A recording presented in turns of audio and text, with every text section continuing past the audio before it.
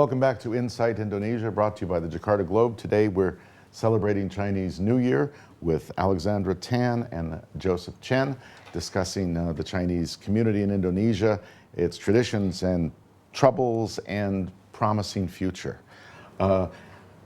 Joseph, you were telling me off camera your family has been here since 8 generations, into the 1700s. Yes. In Semarang. Semarang. So you guys have been through amazing things in Indonesia as a family. I guess so. And you also said you keep records. You have the records of the family going back to their arrival here. Yes. Yeah. How interesting. Do you remember what did they come for originally? The first generation. The first generation is written there in my genealogy book, still kept by the family generation to generation. My ancestors came from Fujian, Zhangzhou. It's in about 1760 something. First arrived in Semarang, and then get married there. And then the first generation they get 5 children, and then continue to the nowadays generation. I'm the 8th generation in Indonesia, and 23rd generation from the Chen family in Fujian. Wow. So it's very good record keeping. So my first ancestor is the 15th generation from Fujian. I'm the 23rd, but I'm in Indonesia as the 8th generation. Oh my goodness! So the family, so you have amazing records of this clan all the way back. Oh yeah, yeah.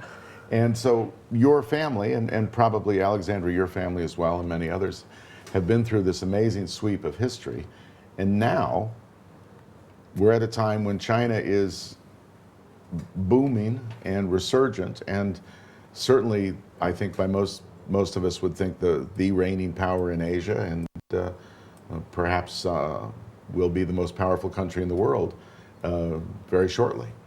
How is that affecting the view of China here and what it's like to be Chinese Indonesian?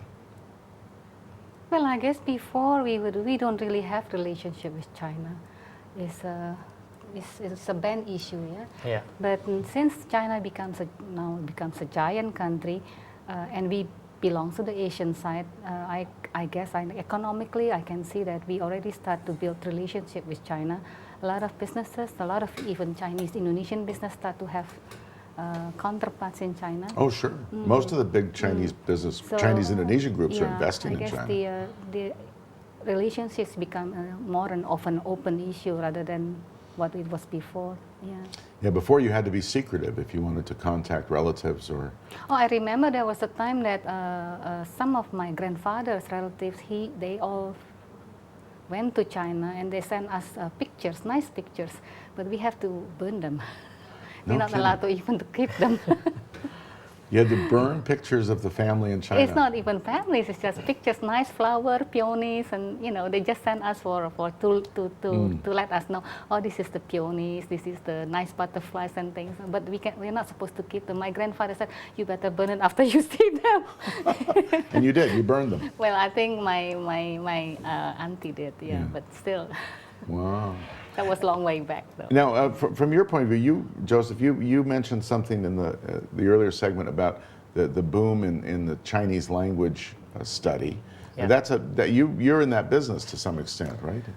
Some extent, yes. Is this a good business? Oh, very good business for the Chinese language. I would see that, back to your question, what Chinese Indonesians see about the awakening of China. I see that the majority, there are 2 groups in Indonesia. They are embracing the China awakening. But another group is just, China awakening is okay, it's part of Asia, that's it. We don't feel anything. So direct or indirectly, nowadays the border is getting less and less. I would say nowadays the world is getting borderless. So we don't see the issue about I hope, racial or ethnicity anymore. And we can see that it's like Indonesia and China now, we have very, very close relationship, politically, government, everything. And we are part of Asia, and we are talking about the world economic. Only Indonesia and China show the economic growth quite positive, and I think about 5% both. China approaching 10%, Indonesia is a 6.5, I believe, last year. 6.5, 6.3, something like that this year, yeah. So we can imagine that these 2 big countries with abundant population, is huge population, both I think can drive at least this part of the world in a better way. And then you add into the mix also India, which yeah. also has a long cultural tradition Yeah. in Indonesia, perhaps not as visible as the Chinese, but also part of the tapestry of Indonesian life and culture. And so, some would see Indonesia as the fulcrum of balancing these two yeah, powers, which I think puts Indonesia anyway in a very good position. Yeah. What kind of questions do you get when you talk to younger generations who come and interact with either with just you personally or with ASPERTINA? What do they want to know? What do the younger generations of Chinese Indonesians want to know about their past and their history? About their past, I think it's more they will ask their own parents. But with the traditions, they would like to know more. I mean, maybe even with the cakes, with what kind of food we used to be accustomed to. Also with the fashion, of course with the girls, they ask what kind of fashions, what to wear, what to do with the hair, what colors and things. More also on the customs issues, like when we do on the cemetery, on the Changbang in April, what is the significance? What's the story behind? Why do we have to go? Yeah, what's the meaning? Yeah, those kinds more on the social things. Yeah. And so, and those traditions are also followed, right? They're going on. Is it Changbang here? Yes. It's Qingming in China, in Qingming, Hong Kong. Exactly. We go and clean the ancestors' graves and Yes.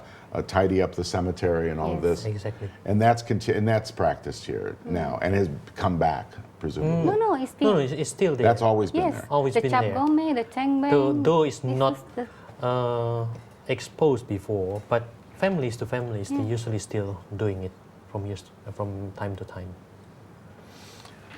We're almost out of time, but tell me what you are doing for Chinese New Year. What are you going to do? I think as I don't really celebrate it so much anymore. Unlike I know some people, they still do they provide foods for their ancestors on the prayer table. They do the prayings. We don't do that anymore, but we do the merriment. Of course, we don't mind going to the restaurants and have with some of friends. We eat and be merry about. Yes. Well, it's really not about the ceremony itself, right? Yes. It's about the spirit of Yes, the spirit itself. the spirit of the yes. season.